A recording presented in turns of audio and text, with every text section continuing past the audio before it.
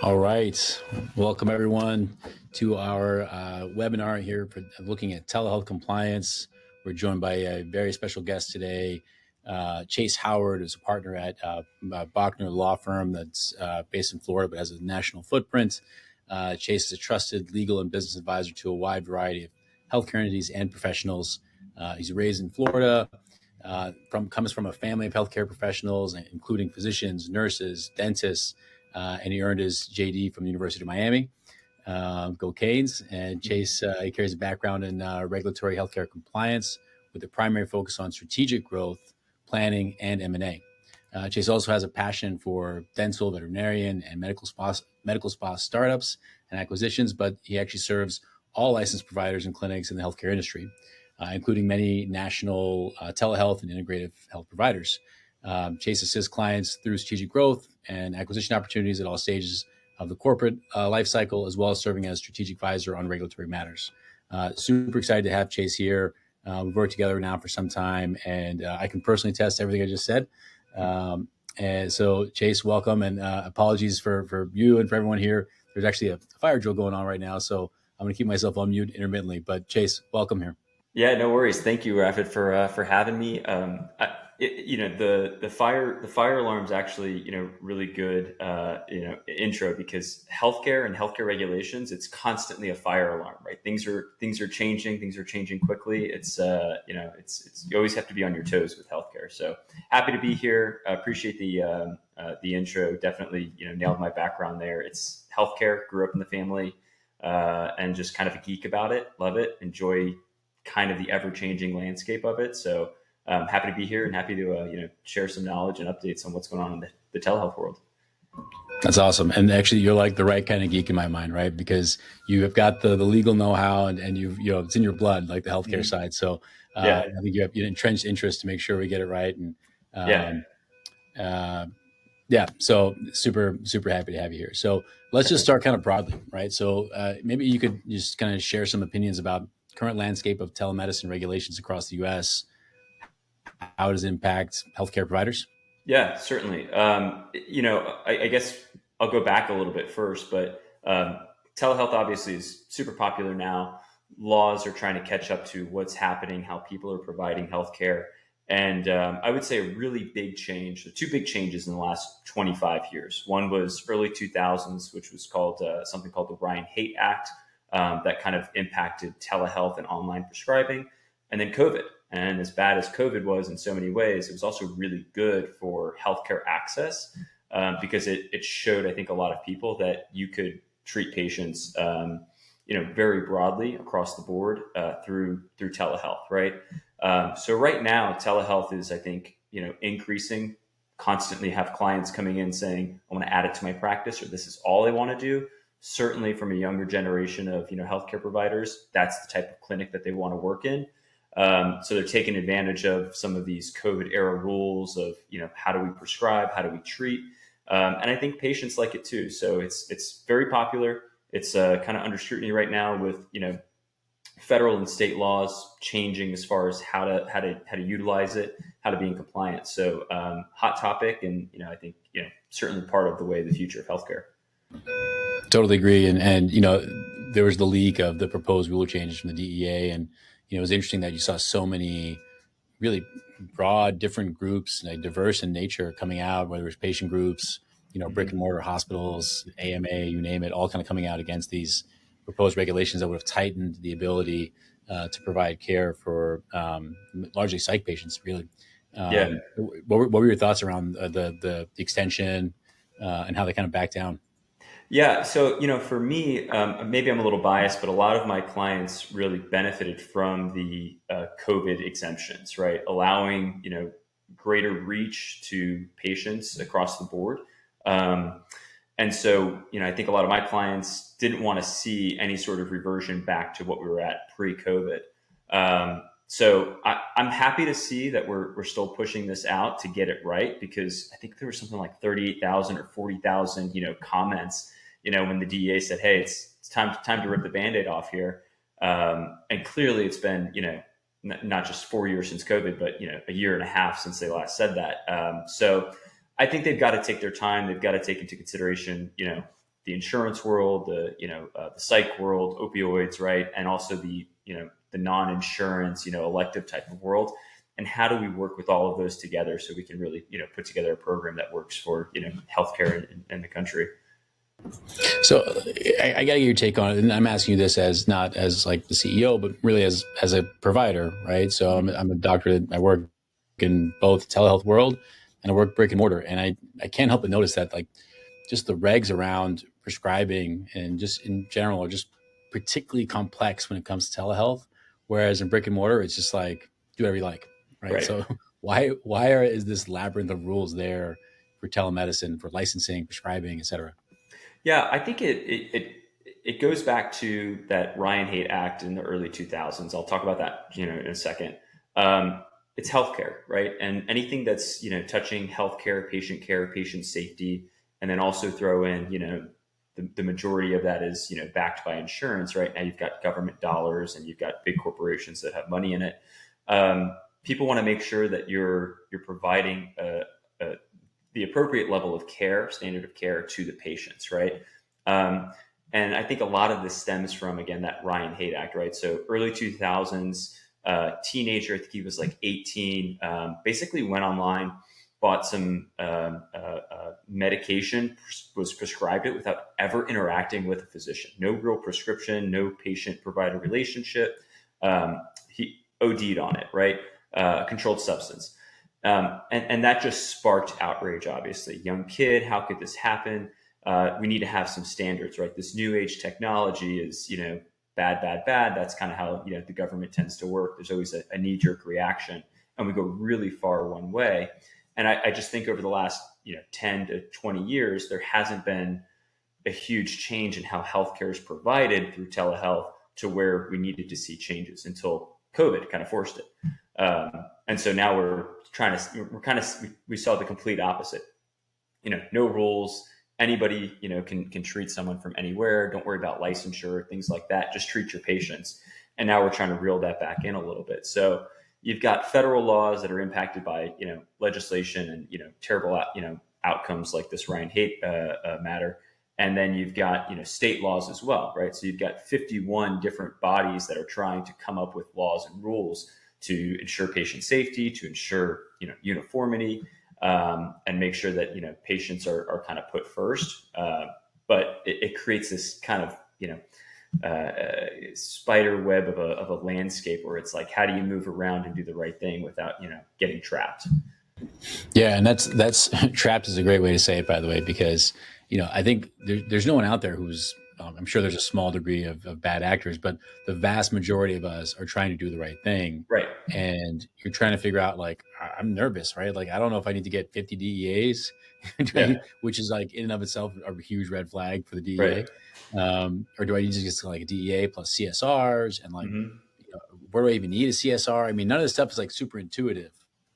And it's like again, like as a provider, I feel like just generally nervous, right? Because Yeah. I'm being lumped into the same group as like the cartels, right? So Right. it's Right. just Yeah. kind of Yeah. weird. You're an online drug dealer, right? And that's how the government's going to see you. Once you start prescribing, right? Once your numbers start to pump up, boom, red flag. Yeah, it's scary. It's a scary world for providers who are just trying to, I think, provide another service, whether it be again, you're dealing with insurance or it's fee for service, cash pay. I think at their core, most every healthcare provider wants to just take care of the patient. And how do you do that with the government always kind of overlooking over your shoulder, saying, well, you need to make sure that you're licensed appropriately. You've got all your registrations. Supervision is on board. You've got ownership of clinic, prohibitions in many states. And if you get any of it wrong, you're going to get fined or come after a license, jail, whatever it may be. Yeah, it's kind of a scary world to be a healthcare provider in the tech age. Yeah. And just a quick pause and a quick update. Apparently, no fire. If you start to see smoke, call 911 for me. Yeah. But If you the pass show will out, go on. we'll call someone for help. Yeah, the show will go on though. But for the audience, should you have any questions, I should have said this in the beginning. Feel free to just drop them through. This is going to be very conversational, informal. So love to get every question as they come in. Yeah. And Chase, you and I have known each other now for a while, and you've advised several of our clients actually. And so I'm curious, what would you? We see enterprises that are kind of early stage, all the way through kind of mature companies, everything in between.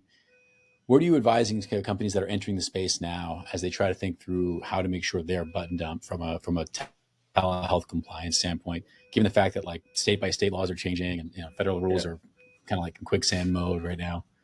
Yeah. You have to have a compliance plan. And it's a buzzy word that can mean a lot of things. To me, a couple things that come to mind when we're talking about compliance is you've got to understand current laws, both on a federal level and on a state level for where you operate. So federal is always going to be there. State is depending upon where you're actually providing services. You've got to know those laws, right? So understand federal, reconcile that against the state laws. You've got to ensure that you know where the patients that you're treating are located, because that's going to impact the laws that you've got to comply with. How do you do that? Have a process for it. Have a process that has them confirm to you and tell you, hey, I'm going to be in this state, or I'm living in this state at the time of service, or if I'm traveling, where I'm going to be. Understanding supervision laws, right? So if you're working with physician, nurse practitioners, PAs, what type of supervision do you need, and how can you do that on a remote basis? And then I think ownership of your clinic, right? Anytime you're jumping into a new state to offer services, if you're not a physician, right, can you own a clinic that offers medical services? So there's a prohibition in most states, about 30 something states, called the corporate practice of medicine. So I think that those are your primary kind of compliance areas to look at. Have a good understanding of that first. Probably hire a lawyer to go through that with you, because I don't know that there's one resource out there. You can't go to the DEA website and learn all of these things. You can't just search on a Department of Health or Board of Medicine site and easily understand what these laws and rules are. So understanding those first, and I think that'll help give you kind of a blueprint for, okay, I'm in Florida now, I'm expanding into Texas, then I'm going to start seeing patients in Kansas, California, whatever. Once you understand the first one or two states, you have an idea of, hey, I've got boxes to check. Let me check those boxes before I start offering services in another state. And then you build, I think, some patient policies, operating policies around that as well. Emergency protocols, how to ensure if a patient moves to another state that you're not licensed in, what do you do next? How do you, pass on care, continue care in some way? And so the patient care policies, those are rooted in kind of like good fundamentals of clinical practice and care. And do those have to be state specific, do you think, or no, those can be generalized? They do have to be state specific, because every state has a different definition of how you establish a provider patient relationship. Like what's actually required. One, can you even establish that through telehealth? And two, if you can, what's it actually mean, right? And I would say for the most part, when you look at those definitions, a good amount of those are very similar. A couple of words here and there are different. But you want to make sure across the board you understand, what those requirements are, and then that you're following through with them to establish a patient-provider relationship. So let's talk about this trend that's emerging, right? So we are seeing greater adoption even post, peak during COVID. There was a fall off, right, in terms of utilization of telehealth services. But it's stable and arguably in some capacities rising. Behavioral health is one that's actually had really good adoption and it stayed steady even post COVID.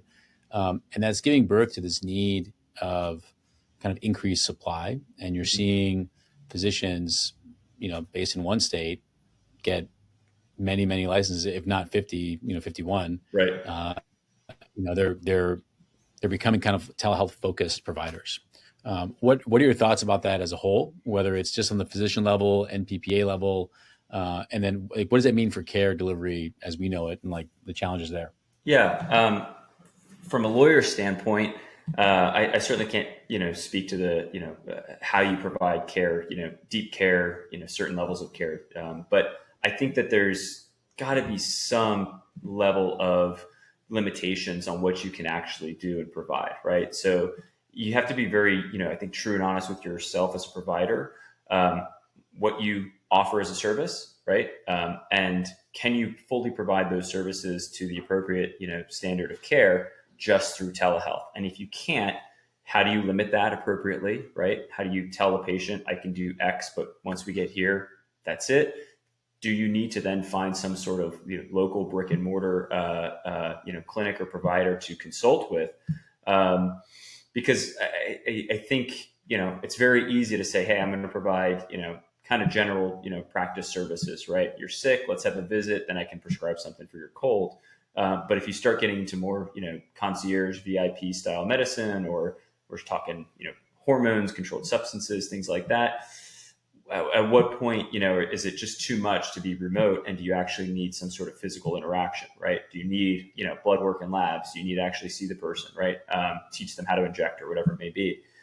So I think you just have to be, honest with yourself as far as what would another healthcare provider in my position, my experience, be able to do, and where's the cutoff for that in a telehealth relationship. Yeah, it's funny, the way you said that reminded me of something that, I don't know, one of my faculty members when I was in med school said to me once, like, if you did something and you felt comfortable with it being on the cover of the Wall Street Journal or the New York Times, like that's a good litmus test, right? Like, do you feel good about it? Right. If everyone was looking at it, scrutinizing it, and I think that kind of makes sense to me, even in this case, right? Like, what's reasonable, what makes sense for the patient. Yeah, 100%. Do you see The way I say it too is, like, if you're going to put something in a record, right? Imagine it's going to be read in court. So, you just want to make sure that if you're going to be scrutinized by the public, they're going to come out and say, oh, hey, that's good, versus, ooh, Rafid, you did something wrong there, which really wouldn't happen, but God bless you. Well, the fire's out, by the way. So good. Yeah. Magic. Awesome. Yeah, exactly. So tell me, just, for the folks listening on this call, there's a lot of, we work with a lot of NPs, NPAs, and physicians, just to name a few, actually several more provider types. Like, your hit list, top 3 things that we providers or healthcare orgs working in telehealth need to be concerned with, like the top 3 things. What do you think? Yeah. So across the board, you need to make sure your licensure is in place, right? If you're treating patients in a state where you're not licensed, that's red flag number 1, right? Be licensed where you're treating patients. 1, that's the first level. 2, make sure that from a telehealth perspective, you're actually able to establish that patient-provider relationship. You don't want to just assume that because you get a license in Georgia, you can automatically go and treat a patient there via telehealth. I'm just using Georgia as an example. I don't recall that law offhand. And then 3, I think you want to make sure you understand and have like a system for, what if something goes wrong, right? Obviously, can we do it there legally? And then B, I'm doing it there. I'm treating someone, remotely. But what happens if something goes wrong? How does a patient tell us? How does a patient reach us? And how do we fix it when we're not physically there, right? Whether it's emergency services or a local clinic or whatever it may be. Those are, 3 big things that kind of come to mind. Do you see, I'm curious, just in your personal opinion, like, Chase's magic ball into the future here. Like, do you see a world where there's more of these like pure telehealth providers that are kind of marrying services with, maybe national brick and mortar, like urgent care systems or what have you? Like, is there a world where it's going to be a bricks and clicks with multiple entities, you think? I think so, because, I see right now there's, telehealth clinics that have, equipment where, you can send it to a patient, or you can even have like a local nurse, for example, be in the room with the patient, right?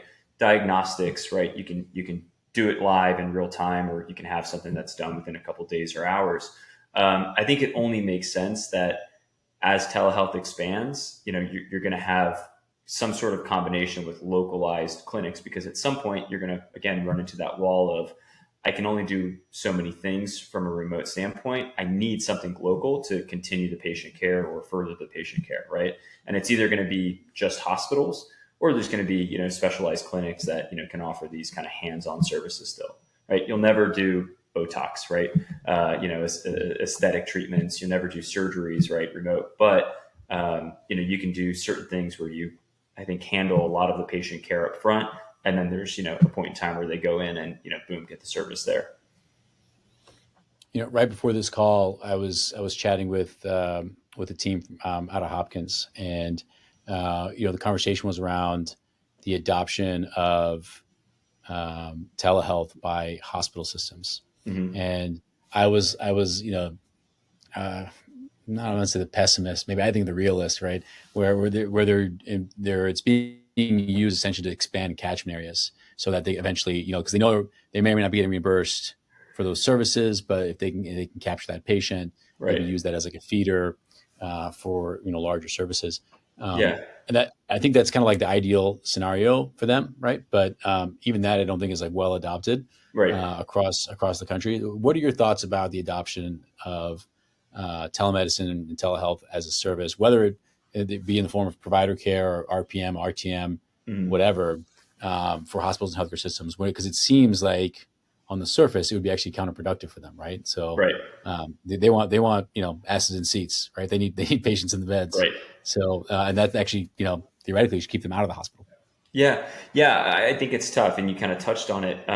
When generally in a hospital or traditional healthcare practice, you're billing insurance, right? You get your insurance, you got to pay that way. There's way more restrictions on health insurance reimbursements through telehealth than there are cash pay fee for service. So requirements as to where the patient and where the provider have to physically be in order for there to be a reimbursement. So definitely some initial hurdles as far as does it even make sense for us to offer these services? Because if we can't do it right, how do we actually get reimbursed? But you see hospitals, buying up clinics, investing in ancillary, clinics, services, things like that, where it's not full blown ER or hospital.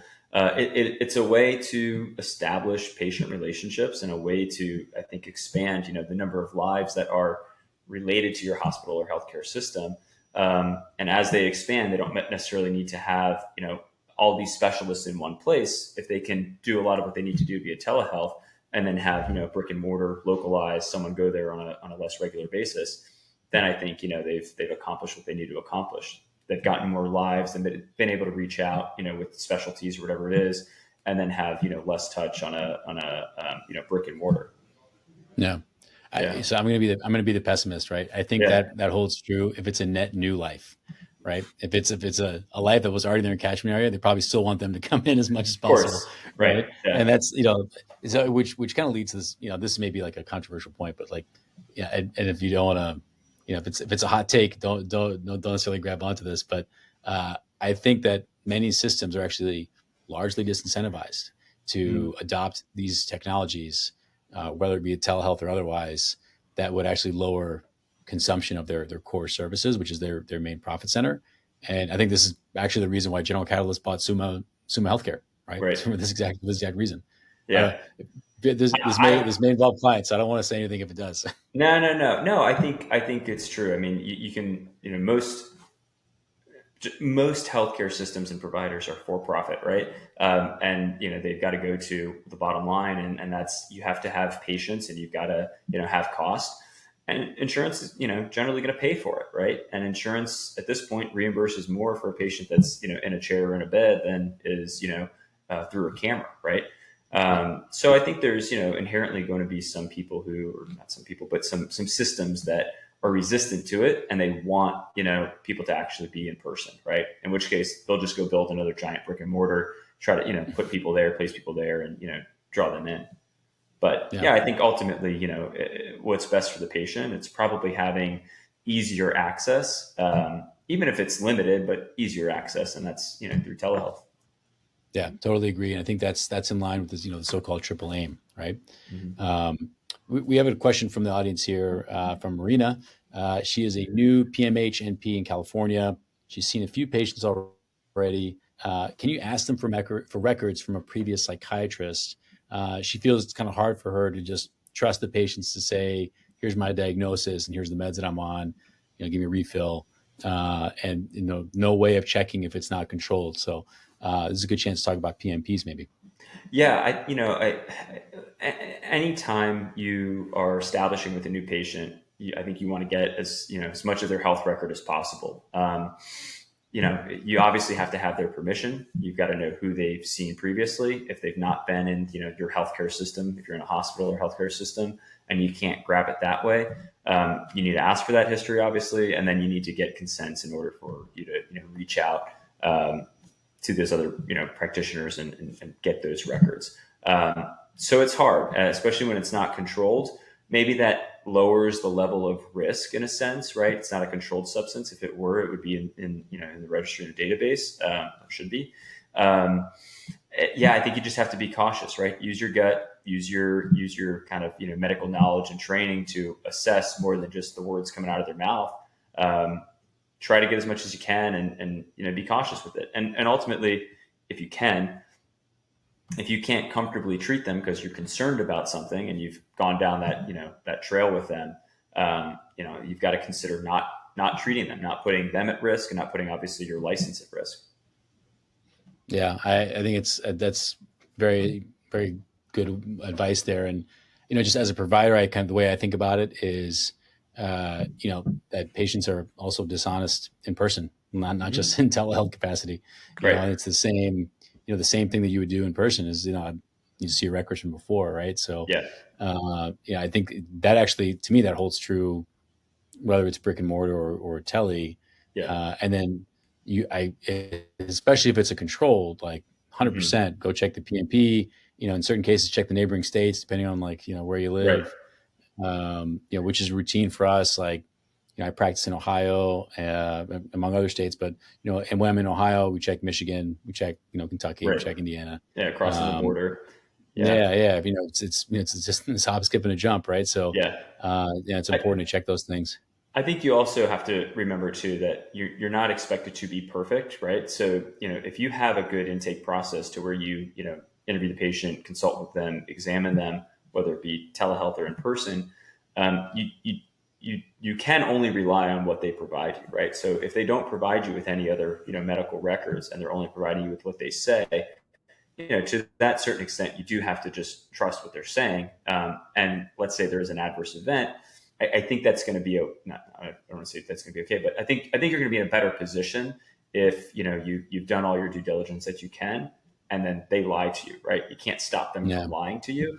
But that's very different from you just practicing outside. I think appropriate standard of care, seeing records and then going and doing and prescribing something that maybe isn't indicated. Yeah, for sure. I mean, I think when I first got into the space like 15 years ago, physicians who were in academia if they were involved in telemedicine, they didn't talk about it, and it was almost like this taboo thing that you were doing. And that since has evolved dramatically. Obviously, now it's it's in the forefront. But I think the scrutiny has actually gotten less as well, right? So certainly for controls and things like that, because of very well publicized bad actors, which they are the minority, but they get the majority of attention.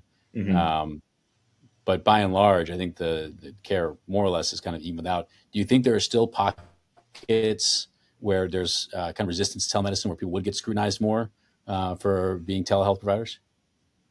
I think you just have to look at states specifically, right? Look at what their telehealth rules, and laws say, and that'll kind of, I think dictate it. Offhand, right? Like Florida's fairly lax as far as telehealth and telehealth controlled substance prescribing. Other states are not, right? And so when you look at what the rules say and laws say about how to establish patient relationships, et cetera, that might tell you that you're probably going to be under a little bit more scrutiny because they want a higher barrier to entry for people to actually provide telehealth services, and you probably want to be on your game no matter what, but be a little bit more cautious with being in those states.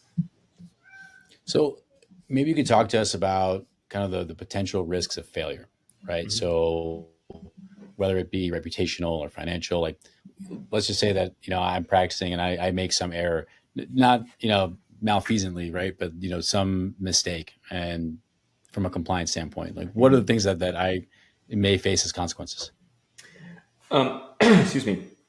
It definitely comes down to state by state, right, and what their penalties might be, and what the error or issue is. But just going to say broadly, right? It could be anything from, admonishment, fines, suspension, revocation of licenses, and certainly if it's, to a very high degree of, bad acts, obviously there could be criminal there, right? You're dealing with patient lives. So I wish I could say, a little bit more narrow there what it is, but, so many things could go wrong, right? And depending on how you act.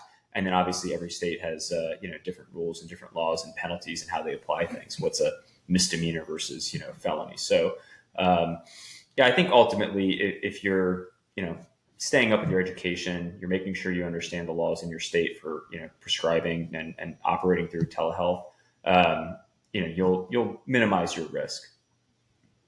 I remind people that, like we were in school, it's, this is going to go on your permanent record. Mm-hmm. Well, that wasn't really a thing, right? But it's actually a real thing for doctors and providers, right? Yeah. So you've got, we have the National Practitioners Database, which is literally our permanent record. And Right.